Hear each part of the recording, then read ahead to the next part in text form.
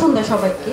চট্টগ্রাম বিশ্ববিদ্যালয় school of debate আয়োজিত বিপ্লবোত্তর বিতর্ক মঞ্চে আপনাদের সবাইকে স্বাগত জানাচ্ছি।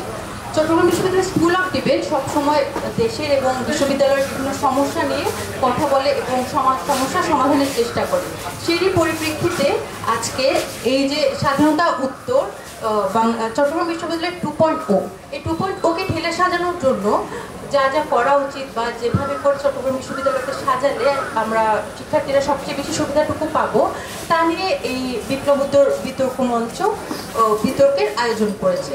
তো আজকে চট্টগ্রাম বিশ্ববিদ্যালয়ের বিভিন্ন দায়িত্বপ্রাপ্ত মানুষদের কাছ থেকে আমরা শুনে নিব যে তারা তাদের জায়গা থেকে ঠিক কী কী কাজগুলো করবে যাতে করে আমাদের চট্টগ্রাম বিশ্ববিদ্যালয় এই স্বাধীনতা উত্তর বাংলাদেশের জন্য খুব ভালোভাবে রাস্তায় নামতে পারে। তো প্রথমে ফ্লোর দেব চট্টগ্রাম বিশ্ববিদ্যালয়ের চাকসুর ভিপি ইকরম হোসেনকে। ইকরম হোসেন, আন্তর্জাতিক সম্পর্ক বিভাগ, সেকশন 21-22।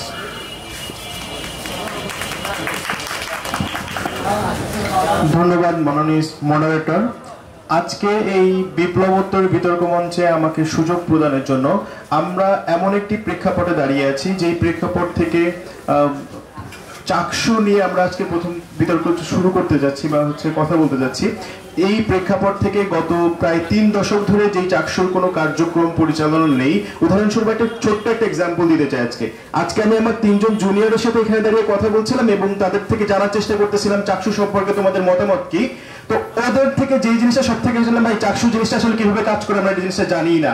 তো এরকম একটা প্রেক্ষাপট থেকে যখন আমরা আজকের কথা বলা শুরু করি, আসলে চাকসুর কনসেপ্টটা আসলে কি হওয়া উচিত, চাকসু কেন্দ্রিক যে সংস্কৃতি, সেই সংস্কৃতিটা আসলে বিশ্ববিদ্যালয়ের যে স্বার্থ, শিক্ষার্থীদের স্বার্থকে কিভাবে সার্ভ করে এবং চাকসুর মূল যে কনসেপ্ট সেটা নিয়ে আজকে আমরা কথা বলবো। প্রথমত দেখেন যে চাকসু মূলত চট্টগ্রাম বিশ্ববিদ্যালয় কেন্দ্রীয় ছাত্র সংসদ, অর্থাৎ এই ছাত্র সংসদ কিন্তু মূলত কাজ করে শিক্ষার্থীদের যে ন্যায্য অধিকারগুলো আছে, শিক্ষার্থীদের যে দাবিগুলো আছে, সেই দাবিগুলো সবসময় হইতেছে এর যে চট্টগ্রাম বিশ্ববিদ্যালয়ের যে সংসদ মানে শিক্ষক বা প্রশাসনরা আছেন, সেই প্রশাসনের সাথে দাবি দাবাগুলো সবসময় তুলে ধরেন এবং নেগোসিয়েশন টেবিলে এই দাবিগুলো থেকে সবসময় হইতেছে তাদের মধ্যে নেগোসিয়েশন করে দাবিগুলো সবসময় অর্জন করার চেষ্টা করে রাখেন। এবং এই চাকসু মূলত যে জিনিসটা আরো কাজ করেন, দেখেন একটা পাবলিক বিশ্ববিদ্যালয় বা একটা স্বায়ত্তশাসিত বিশ্ববিদ্যালয়ের শিক্ষার্থীরা কিন্তু সেই দেশের নাগরিকদের কাছে অনেকাংশে দায়বদ্ধ থাকেন, কারণ এই নাগরিকদের সাহায্যেই কিন্তু এই শিক্ষার্থীরা এখানে পড়াশোনাগুলো চালিয়ে যান। কিন্তু দেশের বড় বড় প্রেক্ষাপটগুলা, বড় বড় সমস্যাগুলো নিয়ে শিক্ষার্থীরা এই বিষয়গুলো নিয়ে কিংবা বিশ্ববিদ্যালয়ের যে সমস্যাগুলো আছে এই বিষয়গুলো নিয়ে কিন্তু শিক্ষার্থীরা আলোচনা করতে বসেন না। আমাদের শিক্ষার্থীরা বেশিরভাগ সময় বিশ্ববিদ্যালয়ে আসেন, ক্লাস করতে করতে তারা ঘড়ির দিকে তাকান কখন শাটলটা ছাড়বে, অর্থাৎ নিজের বিশ্ববিদ্যালয়ের কোনো উন্নয়ন, বিশ্ববিদ্যালয়ের যে আবাসন সমস্যা, বিশ্ববিদ্যালয়ের একাডেমিক ক্যালেন্ডার নিয়ে সমস্যা, বিশ্ববিদ্যালয়ের যে লাইব্রেরি কেন্দ্রিক যে হয়রানি কিংবা পেমেন্ট গেটওয়ের ক্ষেত্রে, ব্যাংকিং ক্ষেত্রে যে হয়রানিগুলা, এগুলো নিয়ে সবাই সমস্যাটা একসাথে ভয়েস রেজ করে চাকসুর মাধ্যমে সমস্যাগুলোকে যে অ্যাড্রেস করে সমাধান করা যায়, এই জায়গাগুলোকে নিয়ে কিন্তু আমাদের বিশ্ববিদ্যালয়ের শিক্ষার্থীরা অতটা বেশি সচেতন না। এই সচেতনতার জায়গাটা সৃষ্টি করাই হইতেছে আমাদের মূল লক্ষ্য হইতে পারে এবং এই সচেতনতা সৃষ্টির মাধ্যমে কিভাবে বিশ্ববিদ্যালয়কে নিজের ওন করতে পারা, অর্থাৎ এটা যে আমার বিশ্ববিদ্যালয়, এটা যে আমাদের বিশ্ববিদ্যালয়, ওই জায়গা থেকে কিভাবে আমরা প্রশাসনকে চাপের মধ্যে রেখে এই সমস্যাগুলো সমাধান করতে পারি এবং সর্বোপরি এই আলোচনা সমালোচনা কিংবা যৌক্তিক সমালোচনার মাধ্যমে দেশ কিংবা বিশ্ববিদ্যালয়ের যে সার্বিক সমস্যাগুলো আছে সেগুলো নিয়ে আলোচনা সমালোচনার মাধ্যমে যে সংস্কৃতিটা গড়ে ওঠে এবং পরস্পরের মধ্যে যে বিভিন্ন আইডিওলজির যে টলারেন্স গুলো গড়ে ওঠে, এই টলারেন্স কিন্তু চাকসু দিয়ে সমস্যা সমাধান করা সম্ভব। ছোট্ট একটা ডেটা দিতে চাই, গত 3 দশক ধরে চাকসুর মধ্যে কোনো ইলেকশন হয় নাই, অর্থাৎ এখানে আমরা বারবার দেখেছি রাজনৈতিক দলগুলো বিভিন্ন নেতা তৈরি করেছেন।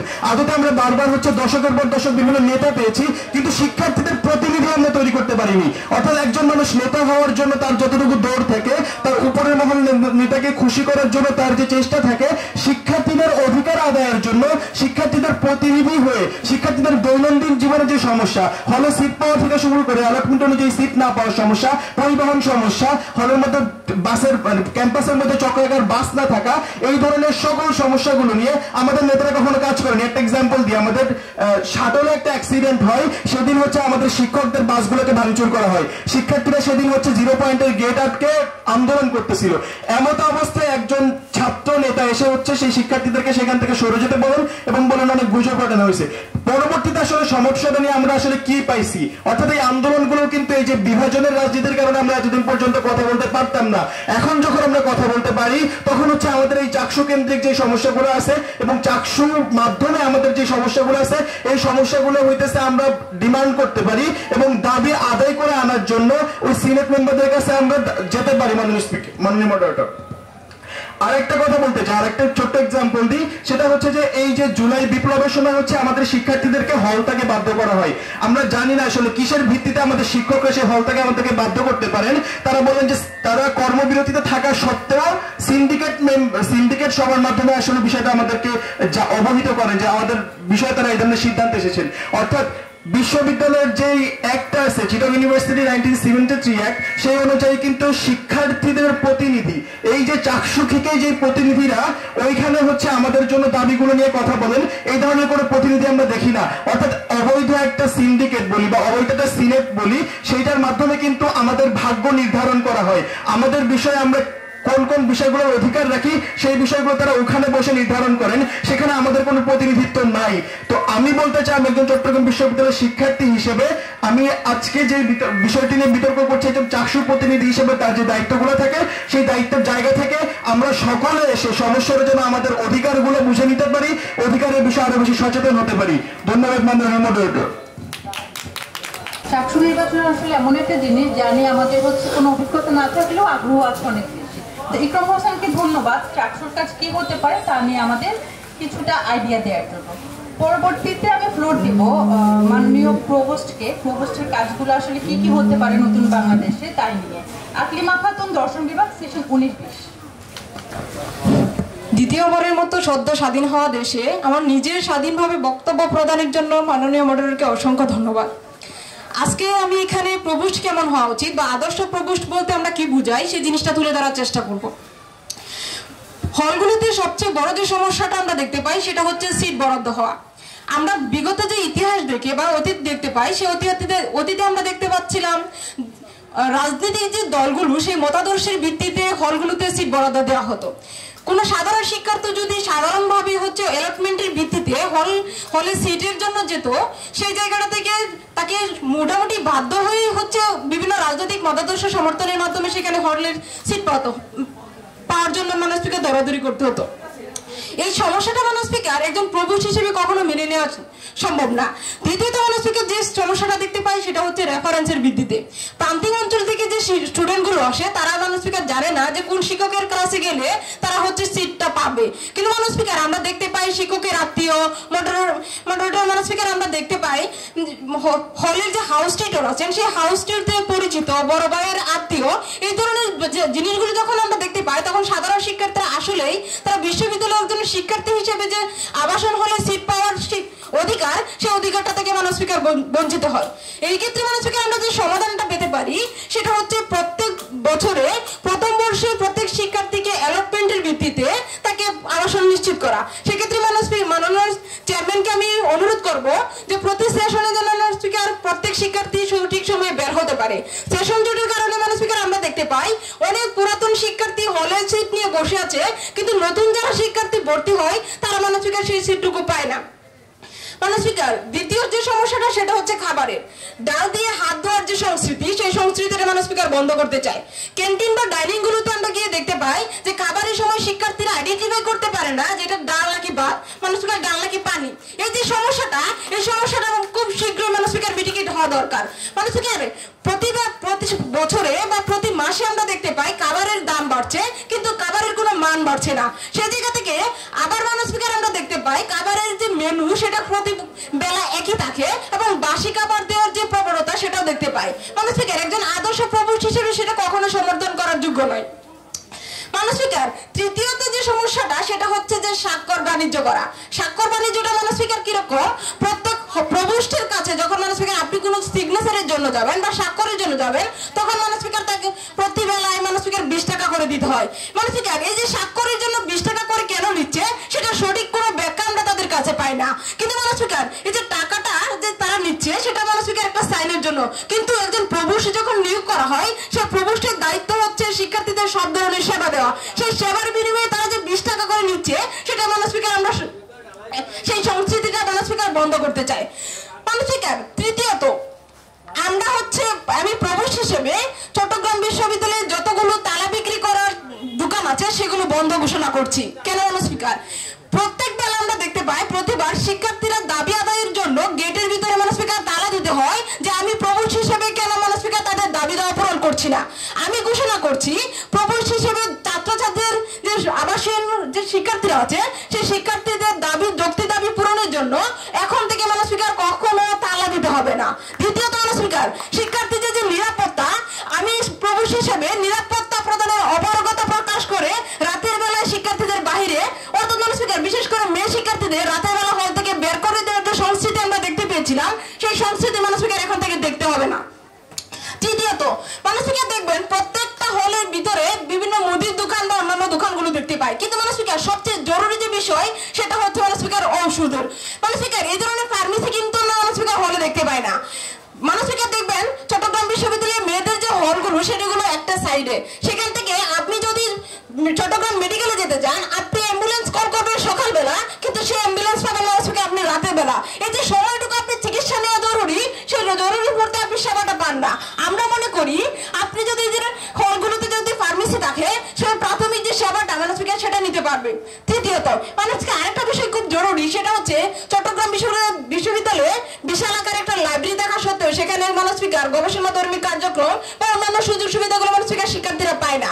সেক্ষেত্রে আপনার সেই বিশাল লাইব্রেরিটা মাননীয় স্পিকার সন্ধ্যা 7টা বা কিংবা 8টার মধ্যে বন্ধ হয়ে যায়। বাকি যে সময়টুকু সেই সময়টুকু মাননীয় স্পিকার শিক্ষার্থীরা ব্যয় করে হলে মাননীয় স্পিকার কোনো ধরনের মানসম্মত লাইব্রেরি নাই।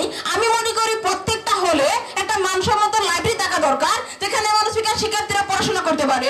সেখানে মাননীয় স্পিকার একাডেমিক বইয়ের পাশাপাশি বিশ্ব রাজনীতি, অর্থনীতি মাননীয় স্পিকার এই ধরনের বেসিক বইগুলো থেকে মাননীয় স্পিকার তারা জ্ঞান অর্জন করতে পারবে। মাননীয় স্পিকার, এই যে জায়গাগুলো, আরেকটা জিনিস মাননীয় স্পিকার জরুরি, সেটা হচ্ছে হল সংস্কারের নামে প্রতি বছর প্রভুষ্টরা কোটি কোটি টাকা আদায় করেন, কিন্তু সেই কোটি টাকার বিনিময়ে হলে আদতেই মাননীয় স্পিকার কোনো ধরনের সংস্কার হচ্ছে কিনা বা সেই উন্নয়নের সিনারিওটা কেমন আমরা সেটা দেখতে পাই না। আমি মনে করি প্রতি বছর যে বাজেট বরাদ্দ করা হয় সেই বাজেটের কতটুকু কোথায় ব্যয় হচ্ছে, শিক্ষার্থীদের অংশগ্রহণের ভিত্তিতে সেটা স্বচ্ছতা থাকা দরকার। সেটা একজন আমি প্রভুষ হিসেবে সেই জিনিসটা নিশ্চিত করব। ধন্যবাদ মাননীয় মডারেটর আমাকে প্রদানের জন্য। আশা করব এখন থেকে চট্টগ্রাম বিশ্ববিদ্যালয়ের তালা ব্যবসায়ীদের ব্যবসা বন্ধ হয়ে যাবে। ধন্যবাদ মাননীয় প্রভোস্ট ম্যামকে। এখন ফ্লোর দিচ্ছে মাননীয় chairman, department chairman Tanvir Kayes, শিক্ষা ও গবেষণা ইনস্টিটিউট, সেশন 21-22। ধন্যবাদ মাননীয় মডারেটর, আমাকে এই স্বাধীনতা বিপ্লবোত্তর বিতর্ক মঞ্চে সুযোগ করে দেওয়ার জন্য। আজকে চেয়ারম্যান হিসেবে আমাদের যে দায়িত্ব বা যে চেয়ারম্যান গুলোর কি কি কাজ করা উচিত ছিল বা এতদিন ধরে চেয়ারম্যান গুলোর কিরূপ ছবি আমরা দেখতে পেয়েছি সেইগুলো নিয়ে আসলে আজকে কিছুটা কথা বা জিনিসগুলো আজকে তুলে ধরার চেষ্টা করবো। দেখেন, প্রথমত হচ্ছে এই চেয়ারম্যান গুলো আসলে বেশিরভাগই ওই প্রশাসন বা ভিসিকে চাটাচাটি করার মাধ্যমে কিন্তু আসে বেশিরভাগ। এই যে চাটাচাটির যে সংস্কৃতিটা ছিল আপনারা আজকে এখান থেকে বন্ধ করতে হবে।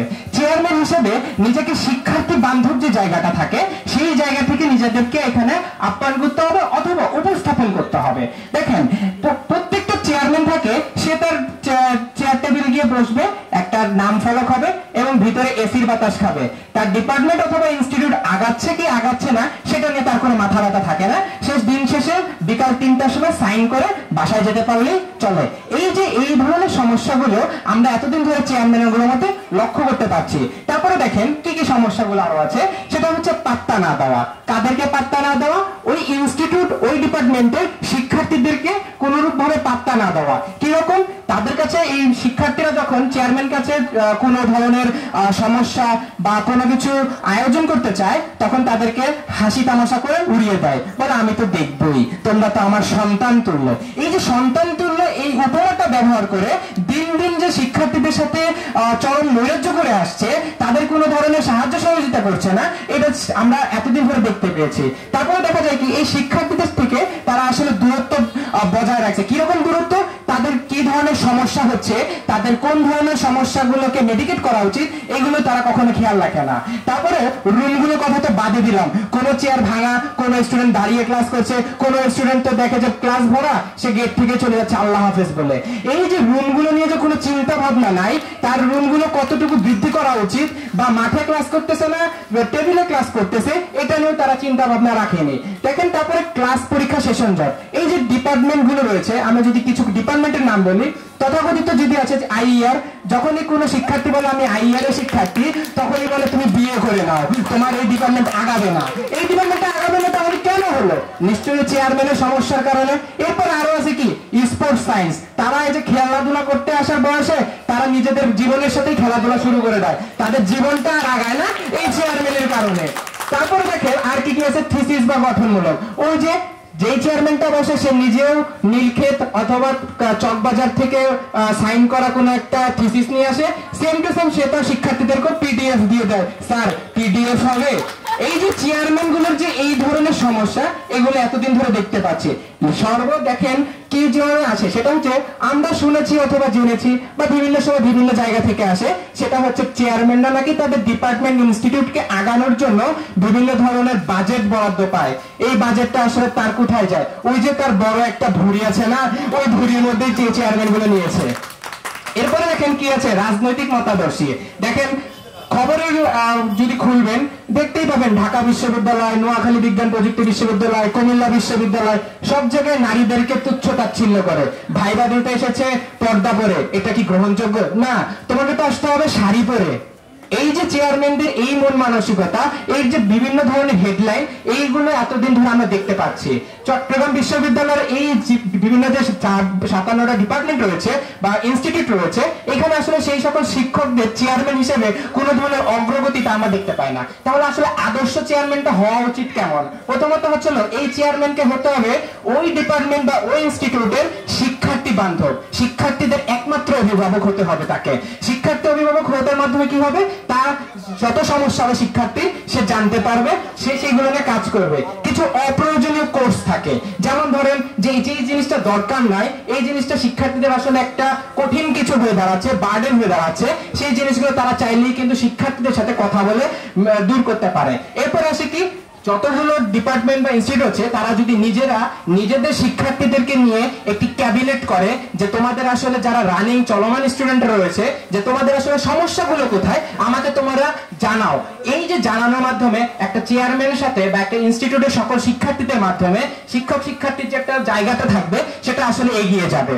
তারপরে দেখেন কিরকম থাকে কো কারিকুলাম জিনিসগুলো। এই যে আজকে বিপ্লবোত্তর বিতর্ক মঞ্চে আমরা দাঁড়িয়ে বিতর্ক করছি, এগুলো চাইলে কিন্তু এই ডিপার্টমেন্টের চেয়ারম্যানরা তারা কিন্তু নিজেদের দায়িত্ব বা নিজেরা কিন্তু গ্রহণ করে তাদের শিক্ষার্থীদের মাধ্যমে কিন্তু এই জিনিসগুলো বৃদ্ধি করতে পারে। তারা শিক্ষার্থীদেরকে এই জিনিসগুলোতে অবহিত করতে পারে যে তোমার আসলে কথা বলার বিভিন্ন ধরনের রাইট রয়েছে। শেষ করছি কিছুক্ষণের মধ্যে, তা হচ্ছে সর্বশেষ যে জিনিসটি বলবো, দেখা যায় কি প্রত্যেকটা ডিপার্টমেন্ট বা প্রত্যেকটা ইনস্টিটিউটে বহিরাগত কিছু শিক্ষক নিয়োগ হয়। বহিরাগত বলছি মানে এমন না যে তারা শিক্ষক হওয়ার অযোগ্য, তা না। জিনিসটা হচ্ছে কি কিছু শিক্ষক আছে যাদেরকে, যে শিক্ষার্থীরা থাকে যাদেরকে শিক্ষক হিসেবে নিয়োগ দেওয়া যেতে পারে, কিন্তু ওই যে চেয়ারম্যানের ঘুষ বাণিজ্য, সেইটার কারণে সেই শিক্ষার্থীগুলো পায় না। তাই যথাসম্ভব এই ইনস্টিটিউট চেয়ারম্যান গুলোকে যদি শিক্ষকদের যারা শিক্ষার্থী রয়েছে ভালো শিক্ষার্থী, তাদেরকে যদি শিক্ষক হিসেবে নিয়োগ করা যায় তাহলে তার চেয়ারম্যানটাও সার্থক হবে। তাই মনে করছি যে আজকের এই দিনটিতে সকলকে সুন্দর একটি জিনিস উপহার দিতে পারলাম। ধন্যবাদ। আশা করবো এখন থেকে কাউকে পড়াশোনা করতে এসে খেলাধুলা কিংবা বিয়ে করতে হবে না। ধন্যবাদ মাননীয় চেয়ারম্যানকে। এখন ফ্লোর দিচ্ছি প্রক্টর রিদওয়ান আহমেদ, পরিসংখ্যান বিভাগ, সেশন 21। শুরু করছি মহান রব্বুল আলামিন আল্লাহ তাআলার নামে, যিনি অশেষ রহমত এবং বর্ষণের মালিক, যিনি পরম করুণাময়। আমি হলাম বিশিষ্ট প্রক্টর, ধংবর্ষ বিশ্ববিদ্যালয়, বাংলাদেশ। আপনারা হয়তো ভাবছেন আমি চট্টগ্রাম বিশ্ববিদ্যালয় না বলে কেন ধংবর্ষ বিশ্ববিদ্যালয় বললাম। আসলে এটা আমাদেরকে দেওয়া খুব আদর করে শিক্ষার্থীদের কিছু নাম। কেন? আসলে আমাদের বিশ্ববিদ্যালয় অন্যান্য জায়গায় বা চট্টগ্রামের বাইরে আসলে আমাদের গবেষণা বা শিক্ষা একাডেমিক কার্যক্রমের জন্য না, রাদার আমাদের মারামারির জন্যই বেশি বিখ্যাত। এবং আমাদের 0 পয়েন্ট থেকে শহরাওয়ার্দী পর্যন্ত যে রাস্তা আছে, এই রাস্তাটার নাম পর্যন্ত মানুষ চেঞ্জ করে ধংবর্ষ রাস্তা রেখে দিয়েছে। এখন দেখেন এই ধরনের একটা বিশ্ববিদ্যালয়ের মধ্যে প্রক্টরের দায়িত্বটা কেমন তা আশা করি আর আপনাদেরকে নতুন করে বলে দিতে হবে না, সেটা আপনারা সকলেই বুঝতে পারছেন। আমাদের প্রথম একেবারে ফার্স্ট অ্যান্ড ফরমোস্ট ডিউটি হলো বিশ্ববিদ্যালয়ের মধ্যে শিক্ষার পরিবেশ নিশ্চিত করা। আমরা কিভাবে বিশ্ববিদ্যালয় শিক্ষার পরিবেশ নিশ্চিত করতে পারি? যদি আমাদের বিশ্ববিদ্যালয়ে সকাল বিকাল 2 বেলা মারামারি হয়? অবশ্যই আমরা চাই একটি নিরপেক্ষ এবং শান্ত সৃষ্ট একটি ক্যাম্পাস, এমন একটি শান্তিশিষ্ট ক্যাম্পাস যেখানে শিক্ষার্থীরা এসে ক্লাস করবে, আড্ডা দিবে বন্ধু বান্ধবের সাথে, খেলাধুলা করবে এবং দিন শেষে গবেষণা কাজ এবং লাইব্রেরিতে নিজেদের পড়ালেখা করে রাতের বেলা হলে হোক নিজের বাসায় হোক গিয়ে ঘুমাবে। এমন আমরা বিশ্ববিদ্যালয়ে চাই। কিন্তু বর্তমান পরিস্থিতিতে এটা কতটুকু সম্ভব? এই জায়গাটাই আসলে প্রক্টরের দায়িত্বটা সবচাইতে বেশি বলে আমরা মনে করি। আপনার একটা হলের মধ্যে যিনি প্রভোস্ট থাকেন তার দায়িত্ব কি? অবশ্যই শিক্ষার্থীদের সুযোগ সুবিধা এবং অন্যান্য সকল খাবার দাবার হতে শুরু করে আবাসন সকল দায়িত্ব নিশ্চিত করা। ভিসির দায়িত্বটা কি? একাডেমিক কার্যক্রম সঠিকভাবে চলছে কিনা, বিশ্ববিদ্যালয় চলছে কিনা তা নিশ্চিত করা। এবং এই সকল কিছুর মধ্যে আসলে কারো পক্ষে তাদের যে নিজ এরিয়া আছে সেখানে আসলে নিরাপত্তার মতো একটা গুরুত্বপূর্ণ বিষয়, এই বিষয়টা দেখা পসিবল হয় না। তাই আমরা বলতে পারি আমাদের এই যে প্রক্টরের দায়িত্বটা বিশ্ববিদ্যালয়ের অন্যতম সবচেয়ে গুরুত্বপূর্ণ। এখন একজন প্রক্টরের দায়িত্বটা যদি এত গুরুত্বপূর্ণ হয়, তবে আমাদেরকে শিক্ষার্থীরা আদর করে প্রক্টর কেন ডাকে? সেটাই হলো আজকে সকলের কাছে একটা ছোট্টখাট্ট প্রশ্ন।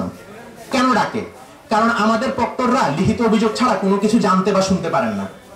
আমরা সাধারণ শিক্ষার্থীরা বাসায় বসেও যা জানি, বিভিন্ন সোশ্যাল মিডিয়া হোক বিভিন্ন মারফতে আমরা যা জানি, আমাদের প্রক্টররা তাও কিন্তু আসলে জানেন না। তারা তাদেরকে লিখিত অভিযোগ দেওয়া ছাড়া তারা এটাও জানেন না আমাদের কোনো শিক্ষার্থী কি মারা গেছে কিনা। এই ধরনের পরিস্থিতিতে আমাদের ক্যাম্পাসের মধ্যে আমাদের শিক্ষকরা পর্যন্ত নিরাপদ না। আপনারা দেখেন গত এই যে বিপ্লবের আন্দোলন চললো, একটা লং একটা জুনের একটা আন্দোলন চললো, এই টাইমে আমাদের বিশ্ববিদ্যালয়ে বেশ কয়েকজন শিক্ষকের বাসার নিচে বোমা হামলা হয়েছে।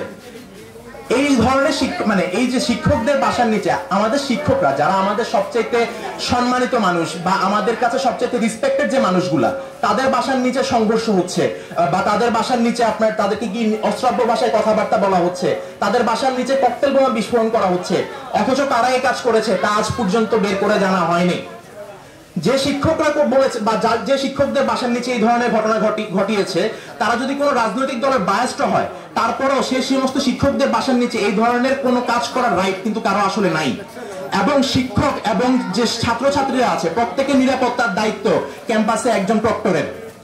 আপনার একেবারে 1 নাম্বার গেট হতে শুরু করে আমাদের বোটানিক্যাল গার্ডেন পর্যন্ত বিশ্ববিদ্যালয়ের যে 2300 একরের সীমানা আছে, এই 2300 একরের সীমানার মধ্যে যে কোনো কিছু হোক, একটা ছিনতাই হতে শুরু করে যে কোনো কিছু, তার দায়িত্ব কিন্তু অবশ্যই আমাদের প্রক্টরের। এবং আমাদের এটা নিশ্চিত করতে হবে যে আমাদের ক্যাম্পাসের মধ্যে রাতের বেলাও যাতে আমাদের মা বোনেরা যাতে তারা নিরাপদে হেঁটে হেঁটে যে এক জায়গা থেকে অন্য জায়গায় যেতে পারেন। আমাদের এই জিনিসটা যতদিন পর্যন্ত আমরা নিশ্চিত করতে পারবো না আমাদের পপুলেশনের অর্ধেককে, ততদিন পর্যন্ত আমরা নিজেদের বাসার মধ্যে বন্দী করে রাখতে হবে। আর যতদিন পর্যন্ত এই পরিস্থিতি চলতে থাকবে আমাদের বিশ্ববিদ্যালয় কখনো এগিয়ে যাবে না। আমাদের রিসার্চ বলেন, আমাদের যে একাডেমিক কার্যক্রম বলেন, আমাদের সাংস্কৃতিক কার্যক্রম বলেন, সেখানে যদি আমাদের এগিয়ে নিতে হয় নিরাপত্তা হলো প্রথম শর্ত। আমরা আজকে এখানে এত বড় একটা বিতর্কের মঞ্চ আয়োজন করেছি, কিন্তু এই বিতর্ক মঞ্চটা আপনি কখনোই আয়োজন করতে পারবেন না যদি আপনার এখানে কোনোভাবে আপনার যে একটা শান্তশিষ্ট একটা নিরপেক্ষ একটা পরিস্থিতি বজায় না রাখে, কেউ যদি এখানে এসে গন্ডগোল সৃষ্টি করতে না পারে। তাই আমি আজকে বলে যেতে চাই, একজন প্রক্টর হিসেবে এটা আমার দায়িত্ব থাকবে ছাত্র শিক্ষক এর সহাবস্থান নিশ্চিত করে বিশ্ববিদ্যালয়কে একটি সুন্দর এবং একাডেমিকলি বলেন, কালচারালি বলেন এবং অন্যান্য যে কোনো সেক্টরে বলেন, রিসার্চের সেক্টরে বলেন, আমরা যাতে এগিয়ে নিয়ে যেতে পারি, ওটার জন্য আমি নিরাপত্তার দিক থেকে সবচেয়ে বেশি ভূমিকা রাখবো বলে আমি মনে করি। ধন্যবাদ সকলকে। আশা করব অতি সত্বর ধ্বংস থেকে চট্টগ্রাম বিশ্ববিদ্যালয় ফিরে আসবে। ধন্যবাদ জানাই মাননীয় প্রক্টরকে। ফ্লোর দিচ্ছি মাননীয় ডিন নাবিল স্যার, শিক্ষা গবেষণা ইনস্টিটিউট, সেশন 20। ধন্যবাদ মাননীয় মডারেটর, আজকের এই বিপ্লবোত্তর বিতর্ক মঞ্চে আমাকে ফ্লোর প্রদান করার জন্য। মাননীয় স্পিকার, আজকে আমাদের আলোচনার বিষয় থেকে চট্টগ্রাম বিশ্ববিদ্যালয়কে সাজাতে আমার দায়িত্ব। ডিন হিসেবে আমাদের ডক্টর যে কথাটা বলে গেলেন যে ধ্বংস বিশ্ববিদ্যালয়কে আমরা কীভাবে চট্টগ্রাম বিশ্ববিদ্যালয় আবার পুনরায় রূপান্তর করতে পারবো, আমি মনে করি এই ক্ষেত্রে সবচেয়ে অগ্রণী ভূমিকা যে পালন করতে পারে সে হচ্ছে বিশ্ববিদ্যালয় যেগুলো অনুষদের ডিন। কীভাবে মানুষটা প্রথম কথা হচ্ছে গিয়ে মানুষদের আজকে যে আমাদের সেশন জটের যে সংস্থা, সেশন জট ঠেকাতে আজকে চেয়ারম্যানরা বিবাহের প্রস্তাব পর্যন্ত দিয়ে দিচ্ছে মানুষকে। এই যে এখন এখানে কথা হচ্ছে আমরা কি বিবাহের মাধ্যমে হচ্ছে গিয়ে সেশন জট দূরীকরণ করবো নাকি একাডেমিক রিফর্মের মাধ্যমে সেশন দূরীকরণ করবো মানুষকে? আমরা মনে করছি এখানে একাডেমিক সেশন হচ্ছে গিয়ে আজকের এই একাডেমিক রিফর্ম হচ্ছে আজকে আমাদের চট্টগ্রাম বিশ্ববিদ্যালয়কে তার ঐতিহ্য, তার যে গ্লোরি, সেই গ্লোরিতে ফিরিয়ে আনতে সাহায্য করবে মানুষকে। এই ক্ষেত্রে মানুষকে আমাদের কিছু ইনিশিয়েটিভ আমাদের নিতে হবে মানুষকে। সেই ব্যাপারগুলো কি, যেমন হচ্ছে কি অতি সত্বর সেশন জট দূরীকরণ করা, কারিকুলামকে আধুনিকায়ন করা, শিক্ষকদেরকে জবাবদিহিতার আওতায় নিয়ে আসা, বিভিন্ন ডিপার্টমেন্টের সাথে বিভিন্ন ডিপার্টমেন্টের প্রধানদের সঙ্গে সমন্বয় সাধন করা, ভর্তি এবং হচ্ছে গিয়ে শিক্ষক নিয়োগ যেগুলো, এই ব্যাপারগুলোকে স্বচ্ছতা নিয়ে আসা, এবং হচ্ছে গিয়ে সর্বশেষের যে ব্যাপারটা হচ্ছে শিক্ষার্থীর বান্ধব একটা শিক্ষা পরিবেশ তৈরি করা। আসলে আমি প্রথম থেকে আসছি মানুষকে সেশন জট আমরা কীভাবে দূরীকরণ করতে পারি। সেশন জট দূরীকরণের জন্য হচ্ছে গিয়ে সর্বপ্রথম যে ব্যাপারটা করতে হবে আমাদের, আমরা দেখতে পাচ্ছি যে আমাদের বিশ্ববিদ্যালয়ে অনেক ইনস্টিটিউট অনেক হচ্ছে ডিপার্টমেন্ট আছে যারা হচ্ছে এই সেশন জটের আওতায় পড়তেছে। কেন তারা সেশন জটের আওতায় পড়তেছে? প্রথম সমস্যা, তাদের হচ্ছে গিয়ে নিয়মিত ক্লাস হয় না। দ্বিতীয় সমস্যা হচ্ছে গিয়ে তাদের পরীক্ষা, তাদের যে ডিপার্টমেন্টের যে পরীক্ষাগুলো হয় এই পরীক্ষাগুলো হয় অনেকটা হচ্ছে গিয়ে অগোছালো স্টাইল, কোনো গোছালো পরীক্ষা না। একটা ব্যাচ পরীক্ষা দিল, তার রেজাল্টের জন্য তার পরবর্তী 2টা ব্যাচ হচ্ছে গিয়ে আরও 6 মাস অপেক্ষা করে। এই কারণে এই যে জটগুলো হচ্ছে, এই জটগুলো নিরসনে আমরা হচ্ছে গিয়ে একটা কার্যকর পদক্ষেপ ভেবেছি যে আমরা এক ব্যাচ অন্তর হচ্ছে গিয়ে পরীক্ষাগুলো সাজাবো, যাতে করে শিক্ষা এবং হচ্ছে গিয়ে একাডেমিক ইয়ার 1 বছরের জায়গায় যে সকল বিভাগ বা যে সকল ইনস্টিটিউট অলরেডি হচ্ছে গিয়ে জটে শিকার, তাদেরকে হচ্ছে গিয়ে 1 বছরের জায়গায় আমরা 8 মাস বা 9 মাসের মধ্যে একাডেমিক ক্যালেন্ডার তৈরি করে দিব। এরপর হচ্ছে গিয়ে কারিকুলামের আধুনিকায়ন। আমাদের যে শিল্প বিপ্লব, এই শিল্প বিপ্লবের পৃথিবীর সঙ্গে যদি আমাদের এই নতুন শিল্পোত্তর এই বিপ্লবোত্তর বাংলাদেশকে আমরা সঠিকভাবে পরিচালনা করতে চাই, তাহলে আমাদের কারিকুলামকে বিশ্বের সঙ্গে তাল মিলিয়ে আধুনিকায়ন করতে হবে মানুষকে। আমাদের রিসার্চ ফ্যাসিলিটি বাড়াতে হবে মানুষকে। আমাদের হচ্ছে যে এবং এই যে আধুনিক যে কন্টেন্টগুলো, এই কন্টেন্টগুলো আমাদের লাইব্রেরি যেই ব্যাপার, আমাদের যে লাইব্রেরি, আমাদের যে সেমিনারগুলো আছে, সেই সেমিনারে যদি আমরা তাকাই সব পুরাতন বই খাতায় ভরা মানুষকে। আধুনিক যে কন্টেন্টগুলো, সেই কন্টেন্টগুলোর অ্যাভেলেবিলিটি আমাদের বাড়াতে হবে মানুষকে। এরপরে ব্যাপারটা শিক্ষকদের জবাবদিহিতা। আমাদের শিক্ষকরা দেখা যায় যে এমনও অনেক ডিপার্টমেন্ট আছে, এমন অনেক ডিপার্টমেন্টের শিক্ষকরা আছে যারা এই লেজুর ভিত্তিক রাজনীতির হচ্ছে গিয়ে ফায়দা উঠিয়ে সারা বছরে 3টা-4টা ক্লাস নিয়ে তাদের কোর্স শেষ করে দেয়। এই সকল শিক্ষকদের জবাবদিহিতার আওতায় নিয়ে আসা, যে কোনো মূল্যে, যে কোনো অবস্থার বিনিময়ে হলেও প্রত্যেকটা কোর্সের জন্য যেন শিক্ষার্থীরা তাদের যে বরাদ্দকৃত যে ক্লাস, তার যেন 2/3 অন্তত পক্ষে ক্লাস সম্পন্ন করে তারা পরীক্ষায় বসতে পারে, সেই ব্যাপারটা নিশ্চিত করার দায়িত্ব থাকবে আমার মাস্টার। এবং একই সাথে আমরা একটা বড় জিনিস দেখতে পাই, যে হচ্ছে কি আমাদের বিশ্ববিদ্যালয়ে, আমরা মনে করি বিশ্ববিদ্যালয়ে পুরো সকল এবং যারা পড়ায় সেই সকল শিক্ষক হচ্ছে গিয়ে খুবই যোগ্য, বাট হচ্ছে গিয়ে তাদেরকে হচ্ছে গিয়ে প্রপার ট্রেনিংয়ের আওতায় নিয়ে আসা, এবং হচ্ছে গিয়ে আমরা হচ্ছে জব সেক্টরে আমরা কথা বলতে চাচ্ছি যেন হচ্ছে গিয়ে আমাদের শিক্ষার্থীরা বেকার না থাকে, ফ্রাস্ট্রেটেড না থাকে। আশা করি এই সকল পদক্ষেপ গ্রহণের ফলে আমাদের চট্টগ্রাম বিশ্ববিদ্যালয়ে দ্রুত সাফল্য বয়ে নিয়ে আসবে। ধন্যবাদ।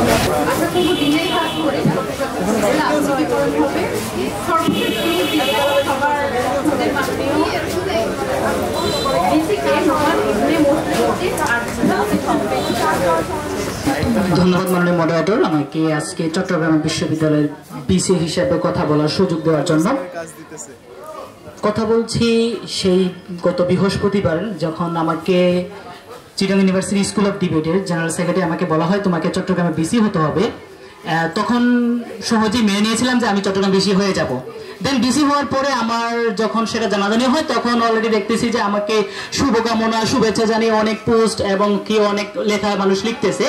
দেন অনেক জায়গা থেকে যে এরকম মানে হচ্ছে পোস্ট যেগুলো করা যায় প্রশংসনীয় পোস্টগুলো ওইগুলো করতেছে, যেগুলো আসলে একজন নতুন বিসিকে তার কাজের জায়গাটাকে না দেখিয়ে অনেকটা দূরে সরিয়ে নেওয়া যায়। কিন্তু তার মধ্যেও আমি দেখতে পেয়েছি যে আমার সেই পোস্ট এবং কমেন্ট এবং কি আমার ইনবক্সে যারা হচ্ছে আমাদেরকে কিছু পরামর্শ দিয়েছেন, তাদের কথাগুলো যখন আমি আজকে এখানে বলবো তখন আমি মনে করতেছি যে আমার এই বিষয়টা প্রুফ হয়ে যায় যে আমি আসলে আমার ছাত্রদের কথা, আমার কলিগদের কথা আসলে গ্রহণযোগ্যতাটা যে জায়গাটা, সেই জায়গাটা আমি রক্ষা করতে পারি। আজকে আমি তাদের কথাগুলোই বলবো, সেই পরামর্শ যেগুলো আমাকে দেওয়া হয়েছিল ইনবক্সে। লক্ষ্য করুন, আমাকে প্রথম বলা হয়েছিল যে আজকে আপনি যখন বিসি হচ্ছেন তখন আপনাকে আমার বিশ্ববিদ্যালয়ের যে র্যাঙ্কিং, সেই র্যাঙ্কিং এর দিকে নজর দিতে হবে। তখন বিষয়টা এরকম যে বিশ্ববিদ্যালয়ের চট্টগ্রাম বিশ্ববিদ্যালয়ের যে র্যাঙ্কিং সিস্টেম, সেই সিস্টেমটা আমাদের এতটা নিচে যে হচ্ছে আমাদের স্ক্রল করে অনেক নিচে গিয়ে দেখতে হয়, সামনে গিয়ে দেখা যায় না, আঙ্গুল ব্যথা করে। এই ক্ষেত্রে আমাদের এই জায়গা থেকে আমাদের যখন কথা বলতে হয় তখন আমরা দেখতে যাচ্ছি যে আমাদের যে আসলে র্যাঙ্কিংটা কেন কম। কারণ হচ্ছে আমাদের বিশ্ববিদ্যালয়ের যে গবেষণার মান, সেই মানটা খুবই নিম্ন পর্যায়ে চলে গেছে। আমাদের বিশ্ববিদ্যালয়ে যে রিসার্চ অপরচুনিটি, যে সেই অপরচুনিটি আমার শিক্ষার্থীদের মধ্যে কমে গেছে। আজকে আমাদের যে লাইব্রেরি আছে, সেই লাইব্রেরিতে গিয়ে যখন আমরা বই নেই, সেই বইয়ের মধ্যে দেখা যাচ্ছে কি 1980 সালের সেই এক প্রেমের গল্প লেখা আছে, কিন্তু সেখানে যে আসলে খাতা কলমে লেখা যে বই লেখা, সেই বই লেখা পাওয়া যায় না।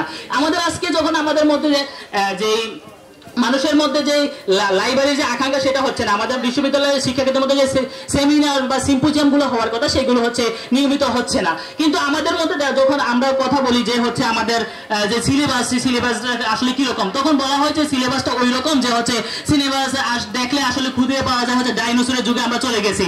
আসলে সিলেবাসকে যে ডাইনোসরের যুগে নিয়ে যাওয়ার যে প্রবণতাটা, সেই প্রবণতা থেকে আমাদের হচ্ছে বর্তমানে দূরে সরে আসতে হবে। তারপরে আমি কথা বলবো হচ্ছে আমাদের শিক্ষক এবং কর্মচারী নিয়োগের যে বিষয়টা, সেই নিয়োগের বিষয়টা। আসলে দেখুন, গত চট্টগ্রাম বিশ্ববিদ্যালয়ে যে শিক্ষক এবং কর্মচারী নিয়োগের বিষয়টা, সেখানে আমরা দেখতে পাই যে সেখানে 16 লাখ এবং 20 লাখের বিষয়গুলো উঠে আসে। দেখা যাচ্ছে কি চট্টগ্রামের বিষয় হলে তাকে 16 লাখ, এবং সে যদি চট্টগ্রামের বাইরে হয় তাহলে হয়তো তাকে 20 লাখ দিতে হবে। এখানে 4 লক্ষ টাকা জরিমানা শুধুমাত্র সে চট্টগ্রামের বাইরে হলো কেন, এর জন্য।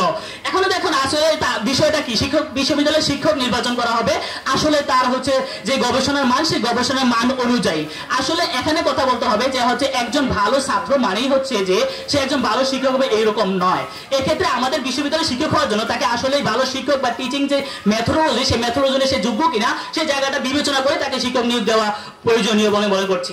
আরেকটা বিষয় লক্ষ্য করবেন, আমাদের যে বিষয়গুলো আছে যে হচ্ছে আমাদের চট্টগ্রাম বিশ্ববিদ্যালয়ে যে হচ্ছে বক্তব্যের স্ত্রী যে বিষয়গুলো আছে, যে হচ্ছে শিক্ষকতা পেশায় যোগদান করার জন্য যে সিভি জমা দিয়েছিলেন, পরবর্তীতে হচ্ছে সাংবাদিকতার চাপে পড়ে তাকে হচ্ছে বিশ্ববিদ্যালয় কর্মচারী হইতে হয়েছে। এখানে যে একটা মানে হচ্ছে যে দুর্নীতির একটা বিষয়টা, সেই বিষয়টা খুবই স্পষ্ট ফুটে ওঠে। আমি যখন দুর্নীতির বিষয়ে কথা বলি তখন হচ্ছে আমাকে বলতে হবে হচ্ছে প্রশাসনিক ভবনের সেই 2 কলিগের গল্প। যেমন হচ্ছে নতুন এক কলিগ যুক্ত হয়ে পুরাতন কলিগকে জিজ্ঞেস করতেছে যে আমাকে এখন মানে হচ্ছে প্রশাসনিক যে উপরে কর্মকর্তা আছে তাদের যদি মনযোগে চলতে চায় কি করতে হবে। তখন তারা বলা হচ্ছে যে তুমি যদি তাদের মনযোগে চলতে চাও তাহলে তাদের 2টা শখ পূরণ করতে হবে। কি শখ? তা হচ্ছে প্রথম শখ হচ্ছে তাদের হচ্ছে 1 নম্বর শখ হচ্ছে নিয়োগের যে সার্টিফিকেট আছে, ওই সার্টিফিকেট সাইন করা এবং হচ্ছে নতুন নতুন বাজারে সাইন করা। এই 2টা শখ যদি তুমি পূরণ করতে পারো তাহলে তাদের যে মানে হচ্ছে মনোযোগ, তাদের যে হচ্ছে ভালোবাসার জায়গাটা, সেটা তুমি ক্রিয়েট করতে পারবা। আসলে এই জায়গা থেকে যখন কথা বলা হয় তখন আসলে হচ্ছে আমাদের যে দুর্নীতির যে বিষয়টা ফুটে ওঠে। এবার আসি অবকাঠামোগত উন্নয়ন। আমাদের চট্টগ্রাম বিশ্ববিদ্যালয়ে একটা নাপা সেন্টার আছে। আসলে সেই নাপা সেন্টার গিয়ে আসলে কিভাবে উন্নয়ন করা যায় সেটা বিষয়ে কথা বলতে হবে। আসলে যখন বলা হয় যে অ্যাম্বুলেন্স আসে, তখন বলা হয়েছে যে অ্যাম্বুলেন্স সকালে ফোন দিলে রাতে আসে। সেখানে গেলে আবার শুধু নাপা সেন্টারে গেলে নাপা ধরিয়ে দেয়। এখানে বিশ্ববিদ্যালয়ে যে একটা মেডিকেলের যে হচ্ছে একটা দাবি, সেই দাবিটা হচ্ছে শিক্ষার্থীদের মাঝে মেডিকেল সেন্টার তুলে ধরতে পারে নাই। আসলে মেডিকেল সেন্টারকে অবকাঠামো আমাদের গঠন সঠিকভাবে তুলে ধরতে হবে। দ্বিতীয় কথা হচ্ছে আমাদের শিক্ষার্থীদের মধ্যে মনস্তাত্ত্বিক বা হচ্ছে অনেক সময় অনেক ঘটনা ঘটে, যার কারণে তারা হচ্ছে হতাশার চক্রে চলে যায়। সেক্ষেত্রে আমাদের বিশ্ববিদ্যালয়ে একজন হচ্ছে সাইকোলজিস্ট নিয়োগ করার প্রয়োজন মনে করছি। দ্বিতীয় কথা হচ্ছে আমাদের বিশ্ববিদ্যালয়ে আজকে অনেক বছর ধরে হচ্ছে সমাবর্তন করা হচ্ছে না। সেই মানে হচ্ছে সমাবর্তন যে 4র্থ সমাবর্তন হয়েছে, তারপর থেকে এখনো 5ম সমাবর্তনের কোনো খুঁজ খবর পাওয়া যাচ্ছে না। জানা যায় যে গত বিসি হচ্ছে 6 বার হচ্ছে সমাবর্তনের ডেট দিয়েও এখন পর্যন্ত সমাবর্তন করতে পারেন নাই। এক্ষেত্রে হচ্ছে আমাদের আগামীতে হচ্ছে সমাবর্তনের যে প্রচেষ্টা, সে প্রচেষ্টাটা চালিয়ে যেতে হবে। এই ক্ষেত্রে হচ্ছে আমাদের হচ্ছে যে আজকের যে নতুন বিসি হিসেবে যে দাবিগুলো হচ্ছে, সেই দাবিগুলো হচ্ছে এগুলো। সবাইকে ধন্যবাদ। মডারেটর, আশা করব নতুন ভিসির হাত ধরে ডাইনোসর যুগ থেকে চট্টগ্রাম বিশ্ববিদ্যালয় আধুনিক যুগে ফিরে আসবে। তো এর সাথে বিপ্লবোত্তর বিতর্ক মঞ্চে প্রথম পর্বের বিতর্ক শেষ হলো। আমি প্রথমে একটু এক্সাইটমেন্টে নিজের পরিচয়টা দিইনি। আমি আমার পরিচয়টা দিই। আমার নাম সাদাফ, শিক্ষা ও গবেষণা ইনস্টিটিউট 17-18 সেশন।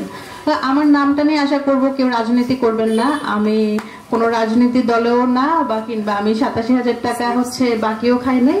আমি খুবই অরাজনৈতিক সাধারণ একজন মানুষ। তো চট্টগ্রাম বিশ্ববিদ্যালয়ের একজন বিতার্কিক। আশা করব আমাদের বিতর্কের পরের পর্বগুলোর সাথে আপনারা সবাই থাকবেন। ধন্যবাদ।